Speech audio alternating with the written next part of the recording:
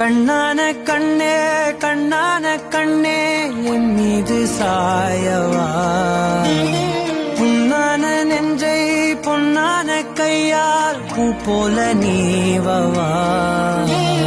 நான் காத்து நின்றேன் காலங்கள் தோறும் என் ஏக்கம் தீருமா. நான் பார்த்து நின்றேன் பொன்வானம் எங்கும் என் மின்னல் தோன்றுமா. கண்ணீராய் மேகம் தூரும் கண்ணீர்.